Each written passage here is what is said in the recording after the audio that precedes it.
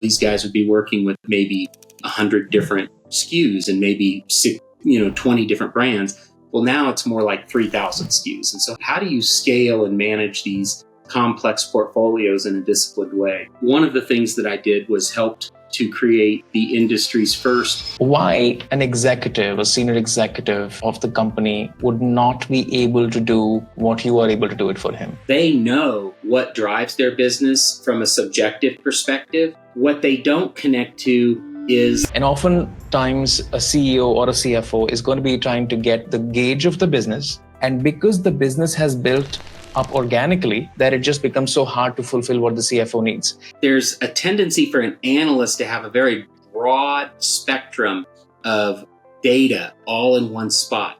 And to them, they've maybe been staring at it for hours, so it makes a lot of sense. Sure. To the executive, this doesn't look prepared. This doesn't look ready. All right, Darren, so glad to have you here. We have been working with ages together, but it's such a pleasure to have you formally on the show here and have everybody get to know you in person. So why don't you take a moment to describe a bit about yourself? What have you been up to? What you do, and what's your work? Okay. All right. Yeah. So I work primarily in the U.S. and my clients are going to be beverage distributors, and typically they're going to be Molson Coors, Anheuser-Busch, Constellation, which makes Corona and some of the brands you've heard of there, Modelo, and the distribution network of those very, very popular brands is all independently owned. And so I spent my early years in the software business, and one of the things that I did was helped to create the industry's first internet-based ERP.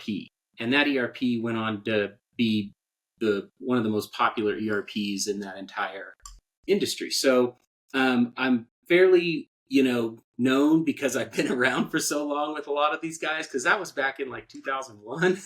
And today what I enjoy is the relationships that I've cultivated over those years and the ability to go to industry events and speak on the things that are facing that in the industry from not just a data perspective, but just from a political or labor or logistics perspective. And I sort of bring some ideas to the industry around how we adapt to maintain not just profitability, but quality of life for employees and the ability to scale and execute on, like, for example, 20 some years ago, these guys would be working with maybe 100 different SKUs and maybe 20 different brands. Well, now it's more like 3,000 SKUs. And so how do you scale and manage these complex portfolios in a disciplined way? And so that's my day job as a consultant is the industry. My friends from the industry reach out to me and they share with me some of the interesting things that they have going on. And I try to look at those from a bit different perspective, sometimes a bit of an aggressive perspective, sometimes just a complete pivot so that we can hopefully win in the marketplace and I can help them dominate their market. So that's my sort of job in my mind is I'm here to help people dominate their market. Excellent. So one question that comes to my mind is that where does your work overlap with working with data, not just perhaps yourself, but at least using the data of the clients that you work with and then creating a meaningful impact that moves the needle for the clients? Like, what could you give me like very tangible examples of what is it that you would consult on and what does that work look like? And how does it impact those clients? Yeah. So we've really seen, again, I'm going to be a bit of a historian, but over the last 20 years, I think the reason most of our work exists from a data perspective is because there is so much data now. Every system that somebody is using is generally in some kind of data source, right? Sure. So the challenge for people in my position is that if I'm trying to listen to the data, right, it's difficult for me to do that if I'm only listening to one particular part of the orchestra. Like I'm only listening to the ERP, but I'm not listening to the payroll system, or I'm not listening to the logistics system that's telling me about, how many miles we're running, how much, fuel we're spending from the general accounting system. All these different systems, and in any organization, there's typically no less than 6 to 10 different systems with data in it. And from a data perspective, I think the insights that could be drawn from each one of those individual systems has been done. Typically, the vendors create reports that show some information. But to somebody like me, it's difficult for me to aggregate that from each different system just in my mind and see, where the important ratios are, to be able to identify the trends and to be able to identify the benchmarks that I should be working at or toward.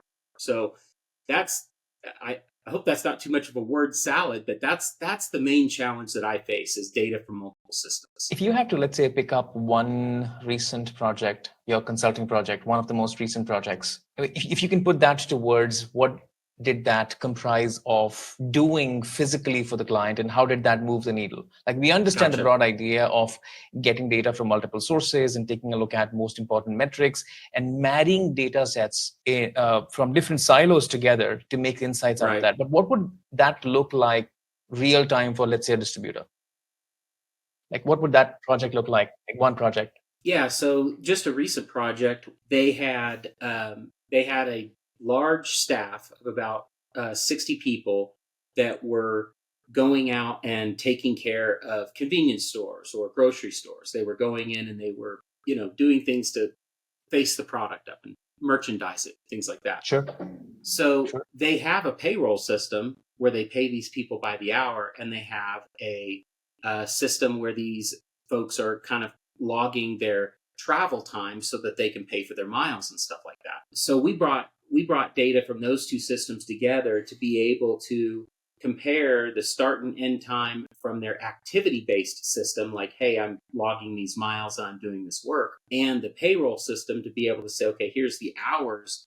And we lay those two systems information on top of each other, and we start to see deltas and variances to understand things like, when somebody might be incorrectly using the system, and how that results in either sometimes underpaying them in some cases, but sometimes overpaying in some cases. And with a large staff like that of unsupervised personnel that are out in the marketplace, this was a fairly significant win for the organization to be able to manage their people in a more disciplined way. Sure. Darren, one question that comes to my mind is that why would an executive, a senior executive of the company, would not be able to do what you are able to do it for him? Like, what's so special about it? Is it the actual calculations of putting the ratios together? Is it the thought, like it doesn't even occur to them that, hey, I have to take a look at data sets, not in silos, but marry them together? So what is it that sets your work apart? Like, what? I wonder about this quite often. And I'll tell you, what I've kind of landed on is this may be a generational thing, because a lot of these executives are more senior than I am. They are very, very good at their business. They know what drives their business from a subjective perspective. What they don't connect to is that there is data living in these silos that can reinforce or challenge their assumptions. And so I say I've wondered about this because I've wondered, like, in 20 years, if people aren't going to just assume that the answer is in data first. Because right now the assumption is often that, it's unknown what's in the data. It's unknown what can be done with the data. And a lot of what I do is kind of concierge these executives through the process of saying, here's what you should put up with, and here's what you don't have to put up with. Like, here's where you can get direct visibility into the activities of the business, the operating activities. And here's where it's not worth it. Here's where it's, because that's the other thing, is like sometimes the juice isn't worth the squeeze. Yeah, you can extract and manage and shape all this stuff. But then when you get it out, it's kind of like going to tell you what you already knew. So, the juice isn't worth the squeeze. Sure. Yeah, absolutely. The other day, Saurabh and I we were speaking about the exact same thing, and we had this hour-long conversation, and we were discussing that what is it that senior executives want, and why is it so hard to give it to them what they want? And the one thing that came up repeatedly is that, and oftentimes a CEO or a CFO is going to be trying to get the gauge of the business, and because the business has built up organically, like you put systems into place when they were needed. And putting the systems into place in today's time would often mean putting some sort of technology that is going to do the work for you and then generate the data. Mm-hmm. Now, because you have these isolated systems that you have built up organically as the company grew, now that obviously means that your data is living in silos. So when the CFO wants something, oftentimes his subordinates fall short of somehow marrying the silos together and giving him that insight. They can probably do it once, but it's so hard to do it like repeatedly on a month-on-month, week-on-week, and day-on-day basis that it just becomes so hard to fulfill what the CFO needs. Even if they have intuitive understanding of what they need, just practically making it happen is so goddamn hard to kind of pull off. Have you witnessed things like these with your clients? Absolutely. I think the top two challenges when working with the executive team that an analyst faces is number one, validation. Know what the answer needs to be for something. And then, as you're marrying your data together and as you're doing the things to make it repeatable, validate that you're getting what you want along the way. I know that sounds like a very, very simple step, but this is why so many executives have bristled against modern business intelligence, because they'll get these reports and they'll just immediately see numbers that just that aren't practical, and they just intuitively know from their gut that that's what it is. So validation is probably a big challenge. And it's a challenge for me too, because I'm often bringing new ratios or things that have never been looked at before. So I've got to put some time into first proving that I have validated this information, or be in a position to prove it quickly, not in a, hey, why is this number like this? Oh, let me look into that. That's never going to fly, right? It's got to be like, I already know how to go prove what I've looked at. The second thing I think that is challenging for most analysts is that executives are top level consumers of information. And so there's a tendency for an analyst to have a very broad spectrum of data all in one spot. And to them, they've maybe been staring at it for hours, so it makes a lot of sense. To the executive, this doesn't look prepared. This doesn't look ready. They need something not simpler. People confuse it and say, oh, an executive needs it simplified or dumbed down. No, they don't need it dumbed down. They need it curated to the most important things, right? And ultimately, when you've arrived at the most important things, I like to say, when you've identified what the top, 4 or 5 important things are, the number one thing I see most analysts do is throw them on KPI cards, which is, fine. And executives don't hate KPI cards. But from an executive position, when I'm looking at a single KPI card, I think of it like music. I'm hearing one note at a time from that KPI card. Beautiful. If you'll trend that for me somewhere, now you're singing me a song. Sure. Right? That makes sense. And those are the two things that I think are the most challenging in terms of bringing data together from multiple silos and stuff, is be ready to prove it, be ready with the validation exercise, while you're presenting it, and even show them the validation first, or provide that as a pre-read. But then second, make the numbers sing, curate it to just the best performers in the data set, and then make the data sing. So I want to delve down a bit deeper on the validation point, which is super interesting for me to talk to you more about. That is that, could you perhaps give me some tangible example of what would validation look like for one of the reports? So you also mentioned about that you often try to come up with new ideas or new ratios or new KPIs to take a look at, which challenge the existing norm that you've been looking at. And then the second thing that you said, that the analyst should have the skill to validate those, that these are the right things to take a look at. What would it look like in a real-time business scenario? What scenario would that be? Could you maybe come up with the conventional metrics and the new metrics and the validation criteria for those? Gotcha. So generally speaking, anybody doing business with a customer and selling them a product or a good, those people selling a product or a good to a customer, they're typically looking at something called gross profit. They're looking at the revenue minus the cost of goods, and that little bit in between is their gross profit. So typically gross profit gets used as the operating metric. And, is the deepest that might go is to the customer level. What is the gross profit generated by that customer, right? Or what is the gross profit generated by this group of customers or something? So an example of a metric where we kind of challenge the norm, this is one that I think you and I did, start back in June of 2020, is something we call net profit after the cost of service, NPACS, okay? And I usually tell people, if you've never heard of it, it's okay, we made it up, But what NPACS does is it takes some cost components, for example, the cost component of a salesperson's salary, the cost component of the vehicles that they're using, a cost component of the delivery salary, the delivery vehicles. It takes into account some direct expenses like the technology that they use and the phone service. Like, these are things from the income statement that would normally never be connected to a customer's gross profit, because gross profit is just revenue minus cost of goods.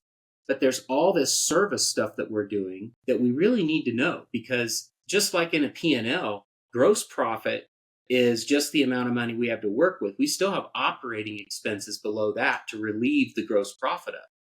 So the insight is to be able to take these expenses off of that income statement, identify which ones are directly related to these operating activities, and then relieve each customer for their portion of those operating activities. So we'll basically take and say, okay, how many times did I go to every single customer? Well, Sure. Over this period of time, we went to these customers 29,600 times. All right, Okay. let's take all these operating expenses that we've identified as direct and divide them by that. Now we have a cost to serve for sales, a cost to serve for delivery at the stop level, okay? So we can start to do some analysis of that and apply and say to this one customer, like, yeah, you had a gross profit of $10,000, but our cost to serve you is $100 for the delivery visit, $100 for the sales visit. So that's $200 a pop.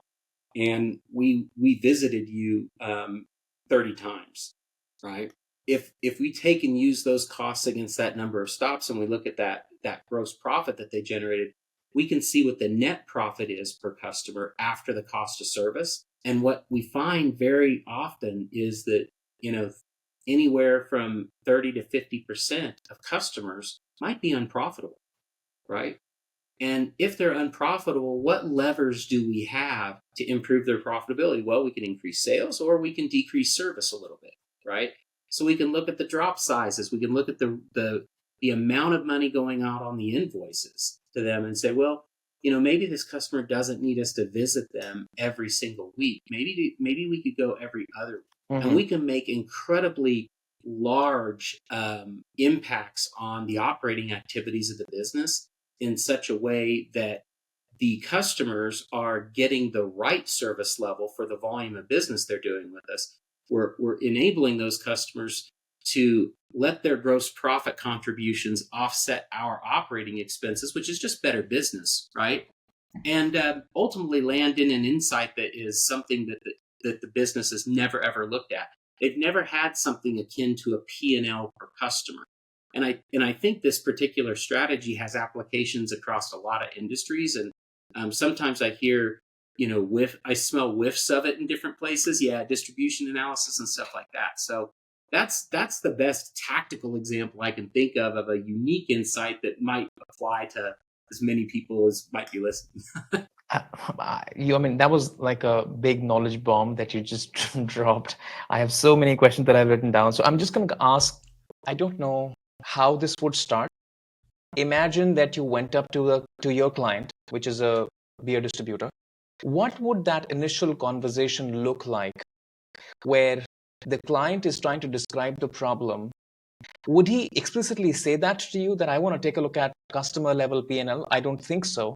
So what would he frame his problem like that you thought could be handled in this particular way? What does that initial conversation look like? What does this problem statements look like? Yeah.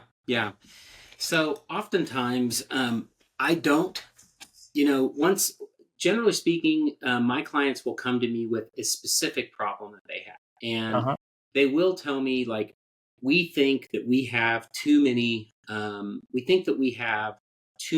salespeople, and we think that our overtime on delivery is too high. Just to give some simple examples. Sure. I might come back and say, well, what do you think it should be? Okay. And they don't know. And so then I know I've got some room to work with, because then I'm in a discovery mode. Okay. And it's at that point that you start to guide the conversation. And I generally tend to guide the conversation in terms of big ways to see the information in a simple way. So, like, for example, all right, let's take the total amount of cases that you delivered, or the total number of stops that you delivered, divide that by your head count. Now there's where you're at. And they're like, oh yeah, that is where we're at. Okay. And we think that number should be lower. Yeah. Should it be half? No, it shouldn't be half. Right. It should be somewhere in between. So we start to try and identify where we think some numbers should be.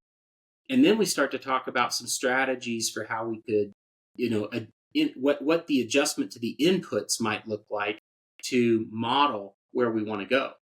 And that kind of conversation usually ends up putting new nuggets of new nuggets of information for me to work with, so that I know how much access I'm going to get to stuff. Am I going to get access to payroll, for example?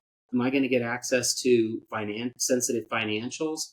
Am I going to get access to just a list of places that everybody went over the last year and how much they sold to them? Because what I'm trying to do with this, and I should have started with this, but what I'm trying to do with this is I'm trying to communicate to the person who's got the problem, how precise do you want to be in the solutioning for this? Because really we need to get the right access to the right data to increase precision. And we've got to know when to stop. We've got to know when we're being too precise to get there. So I would say that in general, my approach is to take whatever they originally say is their problem and try to workshop it towards how, if we can just make the assumption that what you're saying is true, and I can give you a number right now that we can work with and say, this is what it is. Let's talk about where we want to go with that number. And let's talk about the inputs that influence that, because they'll tell me the inputs that influence that, and I'll learn about their business that way. Because they'll tell me about operating activities or things that they do or the way that they do things that I would never know by looking at a table of data. So I'm trying to basically connect the subjective expertise of the person with the problem to the areas where we have actual factual data to identify, like, can we bridge the gap between their subjective insights and our objective information to be able to quantify it, trend it, and measure it toward a benchmark. One thing that, like, before I ask the other question that I had from what you just said, tell me, how much of the resistance do you face from a client? Let's just say that you went up to the client is agreeing to open up to all the kind of data that you would possibly need. You start doing the conversation, you start poking him with some questions, you get to know the answers, and you get to know that the metrics that you're taking a look at are not the very metrics to measure the business. I mean, you should take a look at something else, or you just taking a look at the wrong way, or you are too busy just taking a look at the usual stuff, which is not going to move the needle for you. So how hard is it behaviorally for you to change the mind of the CFO or the CEO who's running the business, who's built this business, to start taking a look at things that he didn't even think about in the first place? Like, how is it behaviorally? Like, how do you, does it come to you as a challenge that you have a resistance to not listen to you, or do you overcome it? Can you just maybe talk about it that? Yeah, it used to. It used to. I think this is something that comes with experience and salesmanship to a Sure. degree. The gray hair I effect, is think that so? everybody has to be a bit of a salesman. And a salesman's not a dirty word. A salesman to me is somebody that helps you buy something you need. You know, that's what a definition of a salesman is to me. So in the early days, I would come in and I would think, oh, it's more efficient for me to just tell them what they need to be looking at. So I would just start the meeting by telling them all about themselves and telling them all about, what I've seen in all these other places. And if I have experience, I can say, oh, I've been in all these places and this is the way we look at it and this is the way we do it. Well, I learned quickly that that's a very adversarial way to approach a potential partner, potential client, is to come in and just start throwing things at the wall that may or may not be right. The biggest risk is, what if one of those things that I threw at the wall is not right at all? They're going to latch onto that and use that to extrapolate how wrong I might be about everything else. So my approach has evolved. It evolved quickly, but I've really dialed it in my opinion, such that I like to respect the people that I'm talking to first more than anything else. And I express that respect by looking at what they've got in a very genuine way and trying to do very active listening. And then I do take a minute, and even if it makes some uncomfortable silence, I really look and think and block everyone out so that I can consider what they're saying here, and I'll compliment them on it. And oftentimes the compliment is deserved, because in this day and age, like if somebody's using data in any kind of useful way beyond like comparing this year versus last year, that's something. So I'll compliment them on this, and then I'll let them know that I think they've got, a lot of sophistication built into what they're thinking about here, and that there's probably another level that they could go to, and I asked them if they'd be interested in exploring that with. And that that sort of like invitation approach, that's the way that I avoid altogether that bumpy road of confrontational clients that don't want me there. Because if I invite them and they're still bristly, and I've acknowledged their efforts, I've acknowledged their sophistication, I've acknowledged or I've recognized and respected their general work, right? Because this is the work people do. And then I invite them to help me go to the next level. I invite them to go to the next level with me. They want to take that journey with me, and we convert right then. Right then, we convert from being a vendor to a customer to Consultant, yeah. a consultant to a client, That's right. or a Sherpa to a wandering person in the desert, Uh-huh. Sure, right? sure. I am a Sherpa. I can take you to Nirvana, Yeah, right? sure, But you must follow me. sure, sure, sure. So what you said resonated me quite a bit, because I was very, very recently reading this book from Adam Grant called Rethink. I don't know if you've heard of that book or not. I haven't. Yeah. So that actually talks about a technique of questionnaire, which is acknowledging the other person to where they are at the moment and speaking or trying to probe them in such a way that they are compelled to rethink their current stance. So it Yeah. is so much of what the author said, Adam said in the book, is exactly what you have said. So yeah, that's actually Well, great. just a cherry on top of that when it comes to salesmanship. Like, I think it was Dale Carnegie that said that the sweetest word that anyone will ever hear is their own name. And, if you take that to one next level, people love to talk about themselves and about their wins and about their successes.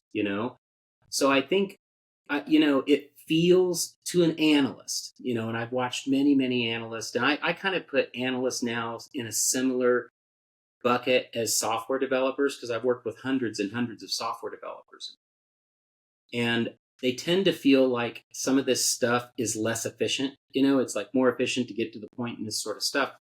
But the 5 minutes, the 10 minutes that it takes to do that sets such a solid footing for a good relationship that it's really, in my mind, a non-negotiable activity. It must be done.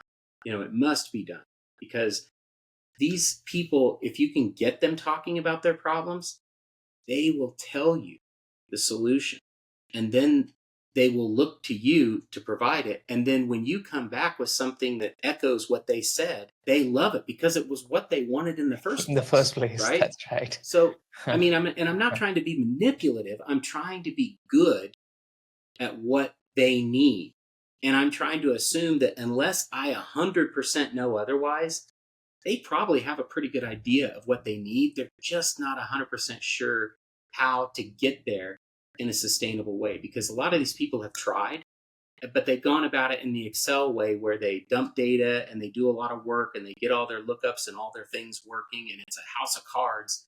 And they're like, okay, here's the insights. And they're like, cool, can we see this next week? And they're like, oh my gosh, it took me 2 weeks to put this together.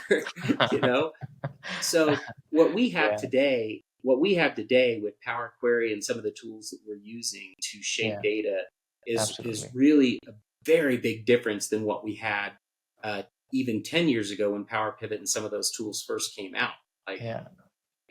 We've got the ability to actually make all of this very repeatable. And it's just a sad thing that it's just not a lot of people know about it in the first place. So that's a very sad thing. That's right. Well, they've spent their entire career either connecting numbers between pieces of paper and what I call swivel chair integration, or they have, been just dumped with this ugly data from ERPs, accounting systems, activity systems, log systems. They've just got these piles of data that are unshaped and, in the most part, not very usable, because the data itself has errors in it. So, and they're not exactly analytic in the idea that, you can throw out some outliers or get rid of some, radar clutter type data that is on the extremes of the spectrum. They don't know about these sorts of levers we can pull to make the data not just normalized to where we can use it, but aggregated in a way that we can do it over and over again without repeating our initial work. The repeatability is the big win for these power tools that have come in. Yes. Yeah.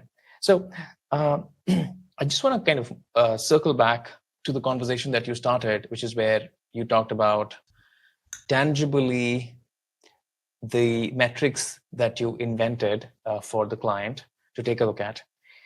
Now, when I take a look at it after I have heard it and have worked on it, it looks pretty obvious and like common sense. So initially, when you're like a distribution company and their business is buying some stuff, keeping it in the warehouse, and then selling it across different people like clubs, restaurants, and other places around in the city and the state, that's their business. So essentially, the money that they're making is the little margin that they're keeping between what they buy at and what they sell at. Yep. Now, the margin that they keep for themselves is technically not even the profit, but it's the revenue of the company. That it's the gross profit, and then you got all the expenses to reduce off of it. Yes. So it's technically the revenue of the company, not even this. So if you look at it from that perspective, it starts to make sense. Okay, you've nailed down the revenue of the company. Okay, and you're doing some revenue, and the revenue might be growing, but then if you just don't drill down to the profitability and allocate the expenses, sure enough, you have an accountant who's making the P&L for you. But once you have said it, my question is that why did this not occur to the person who was in charge to do this in the first place? Was it hard to do it technically, or was the thought missing? What was it that they were not able to think like that? I think it's because when you're in the business, when you're operating inside the business, you sort of get blinders on, because it's like the accounting system lives over here, and that's the accounting department. The sales team lives over here, and that's the sales department. The delivery guys are over here, and that's the delivery department. And connecting the activities of the business to the accounting of the business isn't something people typically think about. They don't identify what metric can be used to connect these two, because you can't just use anything. In my case, in the example I gave you, I used the stop. When we hit the brake pedal, I said, that's when I'm going to assess a cost. I'm going to assess a cost right there. And So a salesman hits a brake pedal, a deliveryman hits a brake pedal, a merchandiser hits a brake pedal, a line cleaner, like the guys that clean the tap lines in the bars, they hit a brake pedal. So I was like, brake pedals, that's my metric. Now, the reason, like you said, that this maybe didn't happen before is because they didn't think about or try to or even think that it's possible to connect these two systems in data, because it's like the systems don't do that. They don't talk to each other. They don't How talk to did each this, other technically. who tells them that this cannot be done? Like their people tell them, they themselves believe it. Like how does it get to their mind that this cannot be done? I think it's literally just that you're looking at a computer screen and that's your accounting system. And if all you ever see is your accounting system, you don't even know that you have Ah, this logistics system over here because you don't run it. You sure, don't work with it. And that screen looks different and you don't know what's in that. That's sure. what those guys over there do. And it's not like the industry had never thought about the stop as a metric, as a denominator, or a numerator, I guess. They just hadn't used it in any way more than like, okay, in this system over here, I know how many times I went because I have all the invoices. So I know how many times I went and I can count those. And that's kind of a stop. And I know how much I sold on those. So, I can technically get to gross profit per stop. Gross profit per stop is a very popular metric in that type of business. I just wanted to say, but there's all these in the shadow of gross profit per stop are all these other expenses. And if we can get to the net profit per stop, I want to understand which customers we lose money in when we go to. And I don't want to stop doing business with them. I just want to adjust my operating expense input to them so that I can continue to serve them, but we can work toward a more profitable relationship. Makes sense. So I'm assuming that there are going to be at least a few people eventually who will be taking a look at this particular episode, and they might be in some sort of distribution business, right? They are either leading it, working in it, maybe heading the financial division of it. Can you probably suggest what's your mental framework to come up with ideas like these? How do you come up with ideas like that? How do you actually step back from those and just remove the blinders that you have it on and start to think about it? Because this is Yeah. just one part of the entire organizational analysis where you're taking a look at, hey, I am going to this restaurant to supply beer, but every single time I go there, he just bloody takes only 2 cans of beer. So he's Yeah. not even worth stopping and my entire truck and Right. waiting there to just deliver 2 cans of beer. I might just pay him some money and just be off and not even supply to Yeah. him.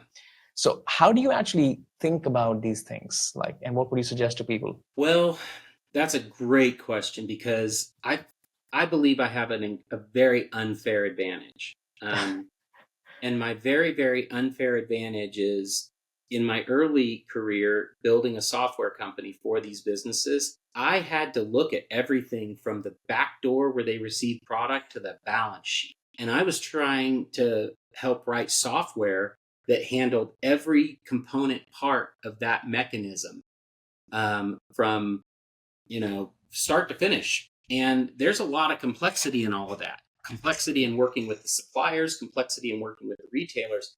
And so I say it's an unfair advantage because early on, I was already breaking down all the walls between the silos. I was saying all this should be in one place.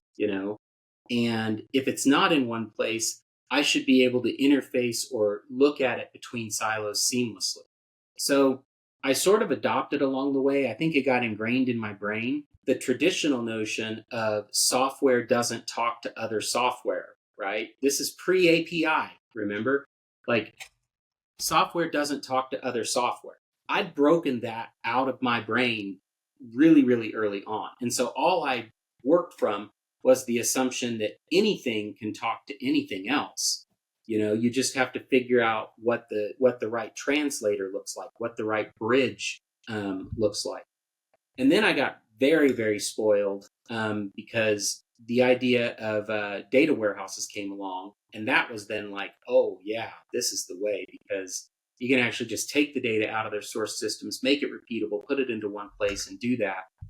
And then finally, over the past 5 years, I've been just ridiculously spoiled because anything and everything I ever want to do, the nastier the problem, the harder it is, the more it's probably not possible, the more I just call Goodly Insights and they do it. Sure. Because you spoiled me back in June of 2020. I sent you a very unassuming email that said, hey, would you like to work on a couple projects with me? And you kindly said yes. And then, man, I was like, okay, there really are no boundaries between systems. Yeah. So that's my unfair advantage, is that I've really never looked at any problem as one where there's boundaries between systems. And when you start to adopt that perspective that, yeah, these systems might live in separate silos and they may have different places they store data and different ways they do it. But if you just operate from the perspective that it all talks to each other if you want it to, and if you can think about what the right bridge is, all of this stuff starts to become way more insight, because the insights, if you will, come from looking at numbers that no one's ever looked at before. I'm gonna press your brain a little bit more on that, and I'll say that, could you perhaps maybe talk about in the logistics business, now whether that is a part of a bigger business or logistics business as a business itself, because distribution is nothing but logistics. Moving your vehicles around the city to deliver stuff from one place to the other. And in India, that is a big business to be in right now. So the e-commerce is exploding and logistics business is a big business to be in. So my question to you is that, could you maybe talk about some tangible metrics that business leaders should take a look at while they are not looking at it conventionally? Like, do you have some of the metrics right on the top of your mind? And what would those metrics help you measure in the business? Yeah. So I think the one thing you can look at is just your, again, gross profit per stop. Like for every delivery I do, the easiest number to get a hold of is, what's my gross profit per stop? For every single customer, how many times did I go there? What kind of gross profit did I make? Do the division. That's the gross profit per stop on that. And then average all of those and say, here's my gross profit per stop, right? And then from that, you can, and that's very basic. Like you don't have to work very hard to get to that number. Then from there, you can start to add things into it. Like, what are the types of products that I sell? And what percentage of my gross profit in total comes from each of those segments of products? And then try to figure out, do we need to work with the marketing team, or do we need to work with the sales team to start to gesture some of our clients toward higher gross profit items? It sounds simple, but don't go out there and say like, hey, just go sell this new product to anybody. No, don't sell it to anybody, right? Look at your data set and say, what are the types of customers that are already buying this high profit item? What other customers that I have that are similar to them in some way, whether they're similar by location or type of customer, or by demographic that visits their store, this sort of thing. Do you suggest that, I'm sorry to cut you short, but do you suggest that one could also include the local demographics of that place? 100%. Yeah. Yes. Because what you want to find is the customers that are buying the higher gross profit items, and identify the ones that aren't, that are similar to them, and then really focus the sales team on them, Sure. And then say to the sales team, like, here's how we're going to measure whether this is working or not. Right now, our gross profit per stop is this dollars. So we think that by doing this, if we had half of these new customers buying half of these higher gross profit items, so I've already been very conservative, half of half, right? We would see the gross profit per CE go up to this.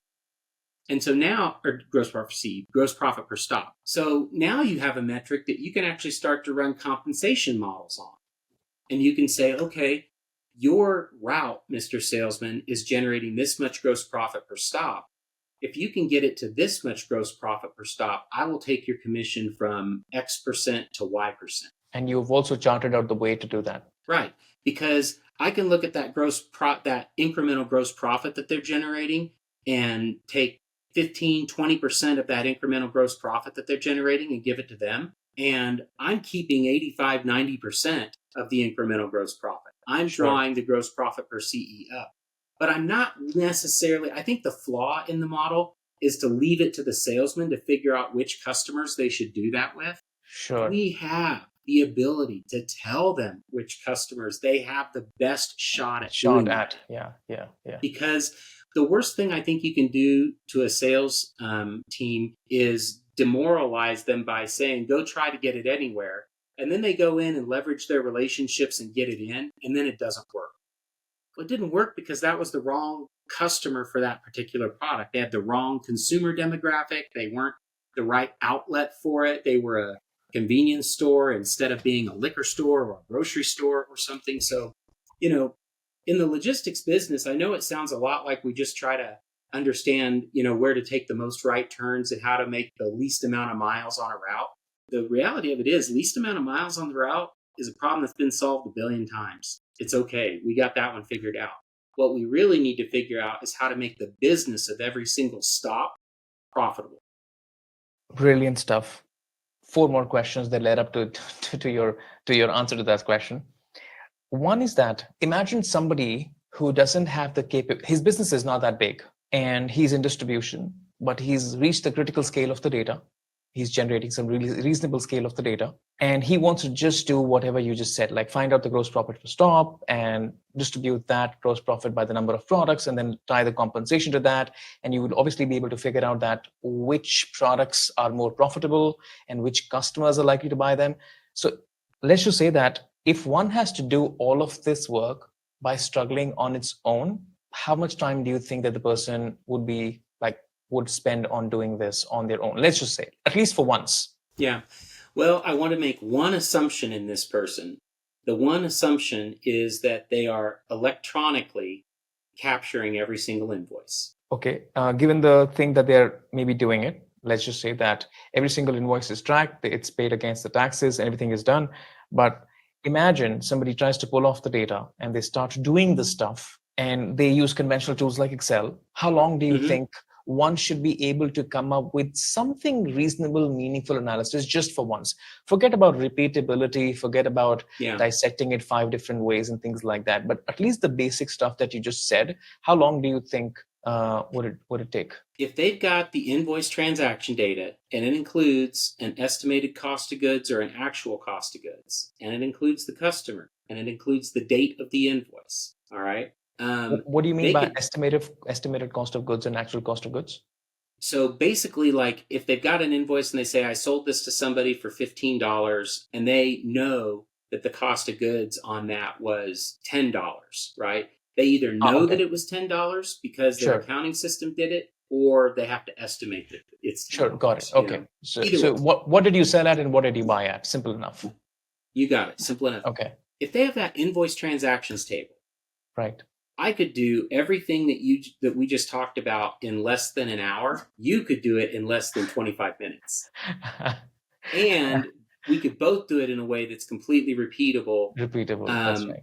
With the ability to, drop new files into a folder, just refresh off of that in Excel, have a pivot table that is grouping customers together by maybe the highest profit customers and the lowest profit customers. Right. And, I don't think that everything that we just described is a very difficult exercise based on what I described, Now, it just needs a thought to be able to do it. Now, we've done projects where we've made this, much more robust and much more insightful, where we put customers, for example, you talked about distribution analysis earlier, allocation. One of the first projects we did together was we bucketed customers we stratified them into 10 equal buckets. If there were 3,000 customers, we put 300 customers in the first bucket, 300 in the second bucket, and then we rank ordered it so that the highest profitable customers were in this bucket, then the next bucket, then the next bucket. And this gave you this visualization of how many customers you have that are performing at these very low net profit levels. Or negative, and even then negative. You can look at the stop counts, and oftentimes we just throw the stop counts as a line on there and be able to see like, oh my gosh, we're going to these customers that we don't make very much money in, or we lose money in, more than we're going to customers that we make money in. Absolutely. Right? Yeah. So I'm never a fan of firing a customer in terms of like that type of business. I think there's a way to work with everyone, but most small customers already know that they're small customers to you. And what they want to hear from you is that you want to make them bigger. I want you to use my portfolio to make more money. So how do you decide who gets that display space, Mr. Customer? How do you decide, like if I were talking to somebody in the distribution business out anywhere, how do you decide how to, who gets this shelf space, or who gets this end cap, or who gets this spot near the register, or who gets that sign on the window? And let them tell you. And then, try to come back to them with things that do those things. And now you're in a sales mode. And this is a big part of what we teach in my practice. It's called consultative selling. And it's the idea of really letting the customer tell you what they want and then giving them what they need. Giving them what they want, but it's generally what they need because they have those goals to accomplish. So you did answer two of my questions in just one shot without even asking that. So I've got two more questions remaining for that. In this bucket of conversations that we're having, how often would you recommend doing something like this? Because this is not easy stuff to take a look at. Imagine somebody's trying to do it on their own. So it's going to be like a massive exercise of number juggling by themselves or their accountant or somebody. How often would you suggest this is a reasonable exercise to do to readjust the service levels or your product line and pushing that towards more profitability? What do you think is the reasonable frequency of this analysis is? I think when you're first starting out, it's 3 times a year. It's a trimester period where it's a 4-month period where you look at where you're at, and then you give yourself 4 months to get to a particular metric, to make your way toward a particular metric. And within that 4 months, you create a plan that says, here's how I'm going to get there. I'm going to focus on these products, or I'm going to focus on, improving the relationship in these customers, or I'm going to visit these customers a little less, but you give yourself 4 months to get there. And then you take a look at where you're at. So you do the exercise again. And then you set a plan for the next 4 months. And then you set a plan for the next 4 months. And I think starting out, doing it on a 4-month trimester type of, exercise measurement is reasonable. So does it reduce as you do it more often, or does it increase as you do it more often? Yeah, I think it increases as you do it more often. Because you start to get used to what happens is you start to get mentally adapted to the process, such that the process isn't a big cognitive lift anymore. So now you can do it quarterly. Sure. Now you can do it quarterly and see what progress you're making. It really comes down to how fast you want to move the needle, because if you want to move the needle very, very quickly, then you could look at something like this month to month to month and see like what the changes are, see like which, and this is an exercise in like reducing radar clutter. Like, let's say you were looking at this monthly. Well, what you really want to do is not look at any customers that had zero change in terms of their profitability within some range, but you'd want to look at the ones that had a significant change, either increasing or decreasing, right? The ones that are decreasing, you'd want to look at those and say, okay, are they decreasing because they just have a bad location? Are they decreasing because of something my product isn't giving them? Identify whether or not it's you or them. And if it's them, just start, whittling away, servicing them a little less or something. And then the ones that are growing, though, you want to look at and say, okay, now that's going in the right direction. For my next period, I'm going to look for customers like these guys that are really growing well and try to profile them to identify the next 5, 10, 15 of them that I'm going to do over the next month. Now, getting to a place where you're looking at this monthly, it has everything to do with, like I said, getting rid of the radar clutter. Don't look at everything. Look at just the movers, But when you're doing it on a trimester basis or a quarterly basis or even an annual basis, you look at everything. The technique that you have described, even while you're speaking about it, it requires so much intelligence and prudence to take a look at the data. My question to you is that how much of what you just said is done by the senior team, like the C-suite executives, and how much of that daily decision making of who to go and visit and things like that is moved then to the junior people? Like, is there a division of the numbers that the senior people take a look at and the more granular numbers are taken a look at by the junior people? Like, does it only roll up to the senior most people, or this also kind of percolates down to the more junior staff to take a look at a few numbers by themselves? It kind of works like this. It's senior in the beginning, Sure. because the senior people haven't really looked at it like this. And so they're looking at it. And then what executives tend to want to do is they want to put, and rightfully so, is they want to put policies in place against these numbers. They would like nothing more than to put a policy in place that says, here's our service plan, and here's how we measure that service plan. And now let's look at the way we're doing it now, and does it align with our service plan or not? Yes or no? In the places that it doesn't, let's go make the changes, right? Then senior executives want to delegate the enforcement or the monitoring and the subsequent movement of customers to the junior people. They want to give it to them, and say like, hey, here's how we operate. If you need to make a change to your business, then, and it's within this policy, then go for it. If it's outside of this policy, then do like normal. Come talk to me about it. Let me know what the exception is, because we're not going to be able to create a perfect rule for every situation. Yeah. So that actually leads me to some of the recent projects that we are doing together, which is more or less on building data culture in the organization. Mm-hmm. So let's just say that the senior team builds off these dashboards, reports, which are helping them figure out the arbitrage of reducing the service levels to the customers that are bleeding you money and moving the service levels towards the customers that are actually making you money. And eventually you would want your junior staff to take a look at those, because now it's becoming repetitive. Like, it's becoming every quarter, becoming every month, and more granular numbers can be taken a look at by that. Now, when it comes for the junior people to take a look at these numbers, I believe that there are two kind of problems. They don't know what to take a look at. They are not privy to the business understanding of it. Like, why should I take a look at this number? Or what does NPAX mean? Like, how does it move my business? So those are the business understandings of it. Secondly, sometimes they are technically challenged. Like, they don't know the clicks of the game. They don't know that if you just click that button right there, it's going to drill down to the route level, and you can take a look at the routes that you should be preferring now as compared to what you were doing it earlier.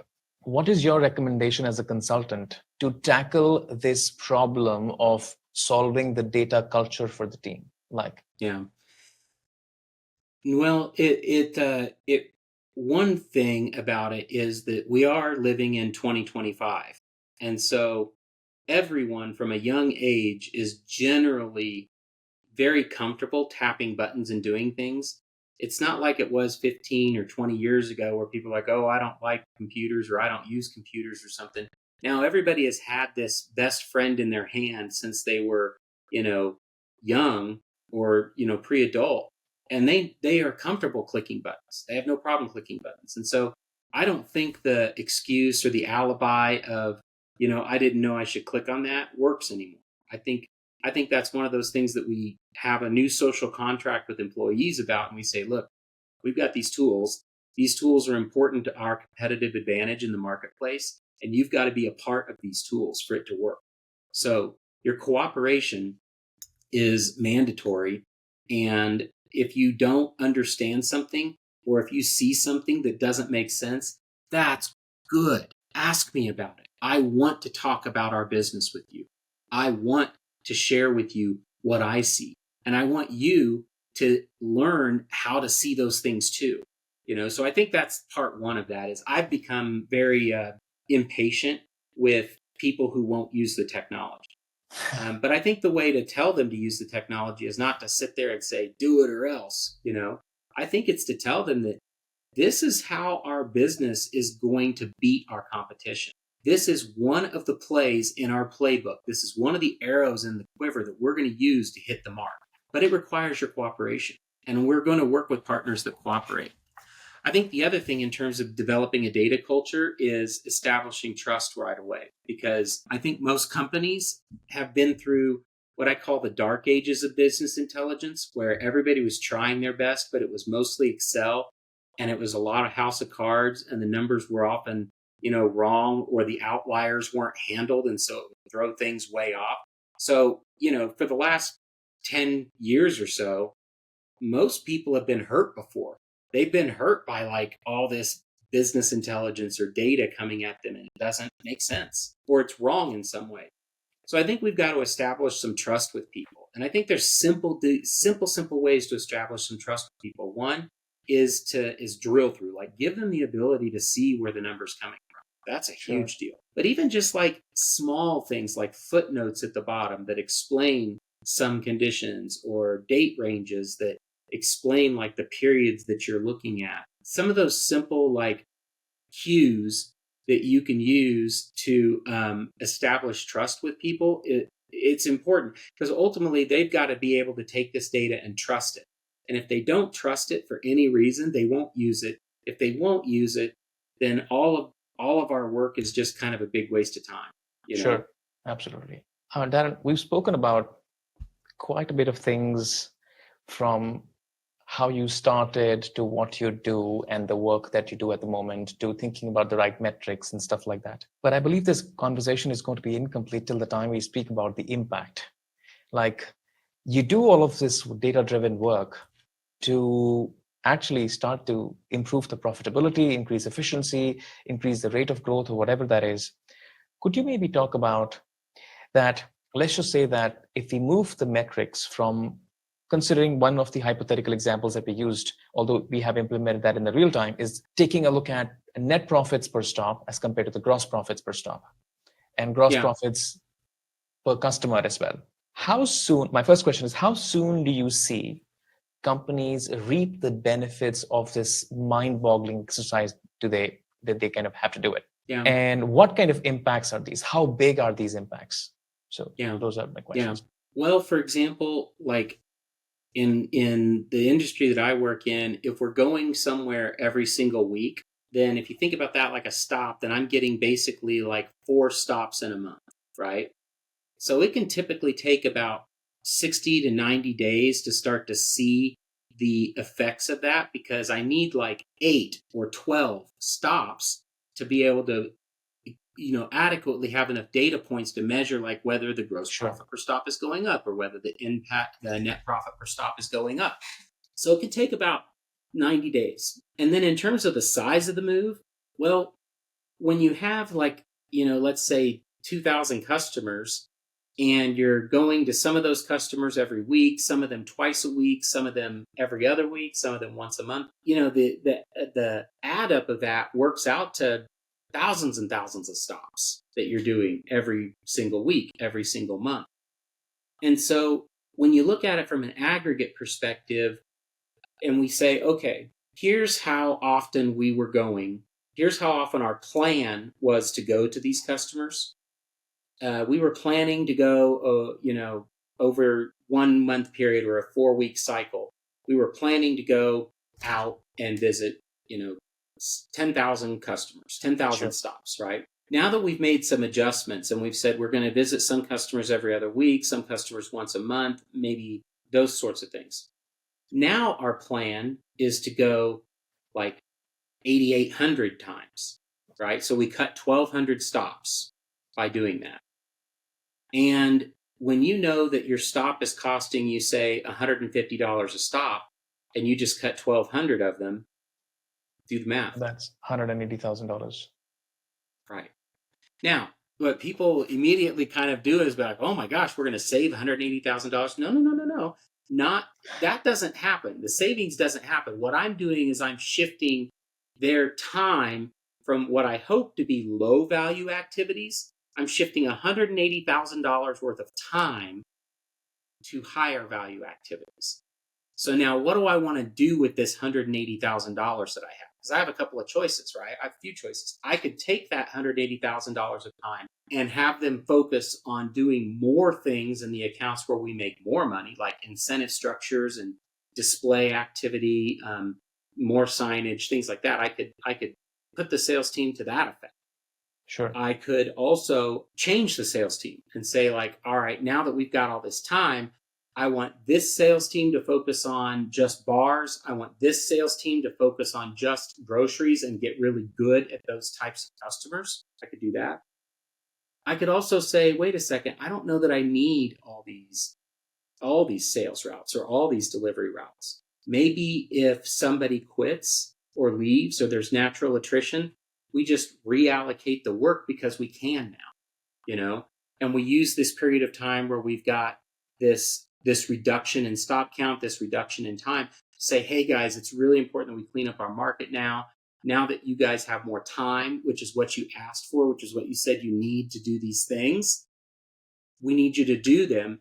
But you do allow natural attrition to reorganize, because if you do cut a route or you do cut a person or something like that, that's obviously real savings then. Like we're not talking about the $180,000 in time that we're going from low value activity to high value. We're talking about a real savings, like checks are not being written to that expense anymore. So the scale of this can be very, very impactful and very significant. But one of the things you do have to manage is the idea that you've just given everybody more time. So how will you use it? How will you use it? Yes, that's right. That's right. True. And if you were to consult somebody relatively small and they would want to do something of their own at the moment, how would you guide them to get started on this journey of using, let's say, distribution data? They're a distribution company, prima facie. So how would you lead them to get started on baby steps to do these kind of things on their own? Like, would you change something drastically? Would you ask them to do some nudges? What is it that your initial recommendation would be, like where to take a look at? I want to do something like this with my business. Where should I even start? I would say the first place, and maybe I'll be too tactical, but the first place to start, because when you're small, you're scrappy. When you're scrappy, you're just doing the work to get it done. You're not really thinking scalability. You're not really thinking like too far down the road. You're just trying to get a transaction so that you can make some money.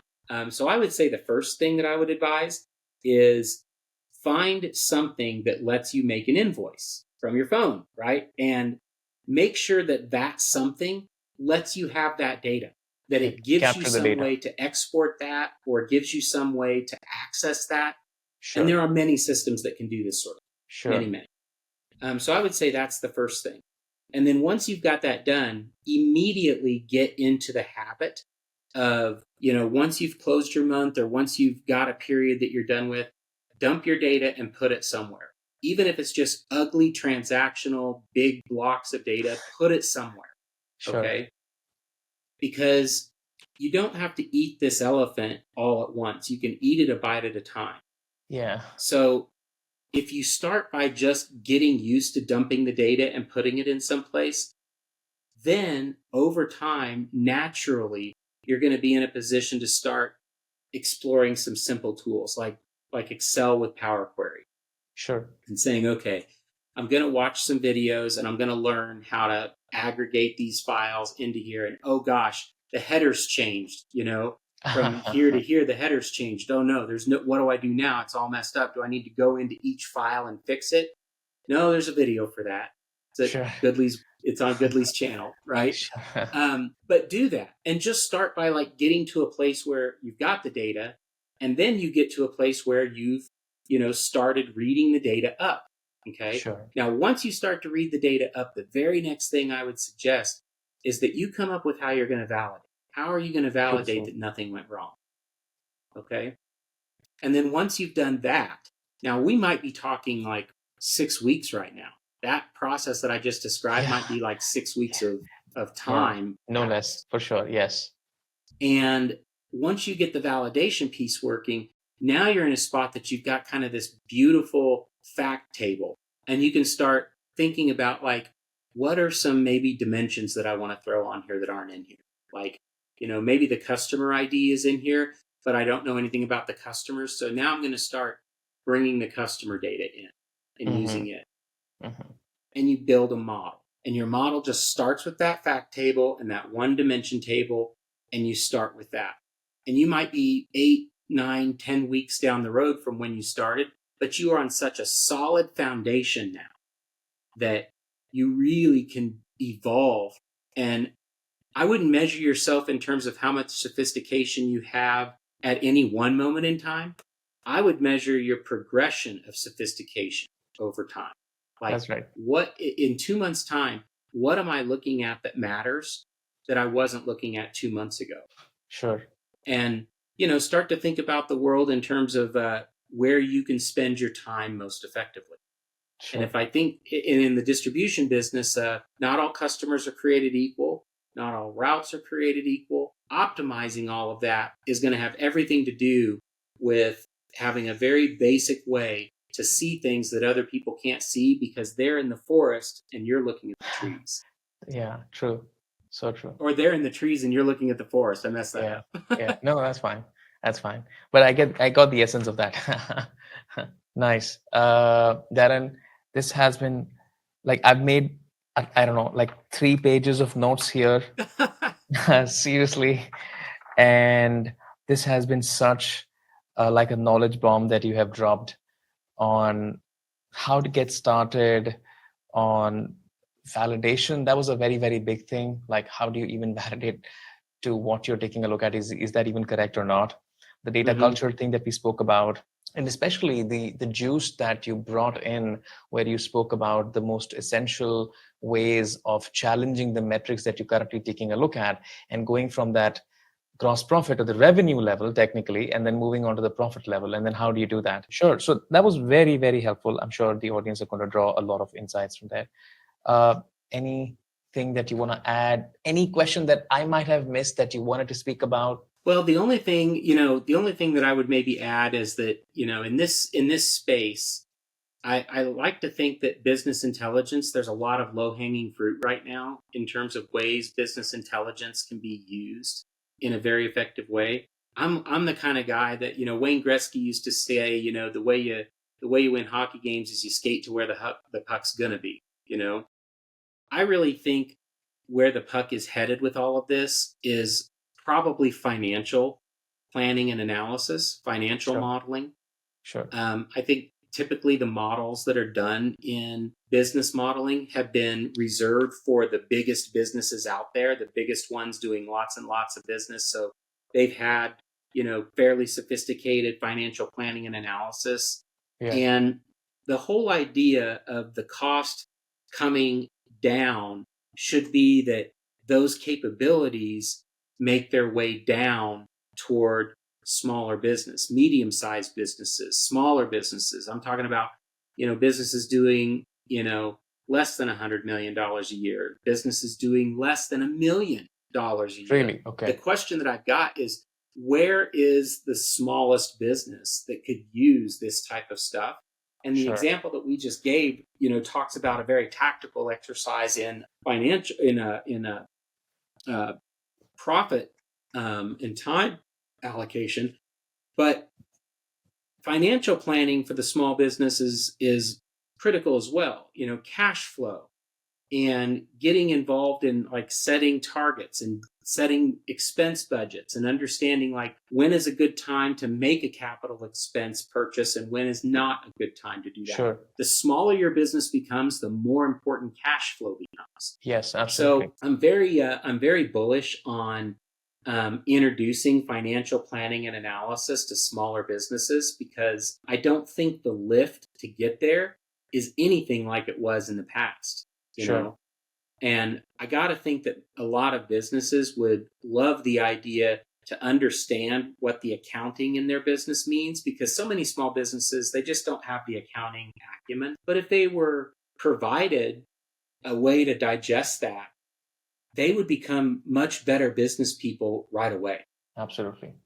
I mean, just tracking the things make you realize the things like a lot more than if you were not tracking those things. So just the state, if you are in a state where you're just tracking the numbers, measuring the numbers, that is a very, very good start. Like you just mentioned that how a small business can get started. It's just by start to measure it, start collecting data and then start to measure it and then validate whatever you're measuring is the right thing to measure. Yeah. Excellent. This has been a wonderful conversation, Darren. I'm sure this is not the last one that we're having with you. I hope not. I'd love to talk to you again. Yes, absolutely. Absolutely. For sure. So Thank you so much for coming on the podcast, and I look forward to talking to you again. And this was so helpful, at least for me. All right. Well, thank you for everything you've done for me over the years too.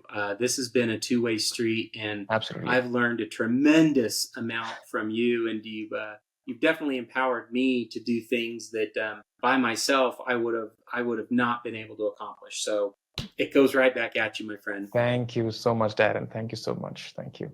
Thank you.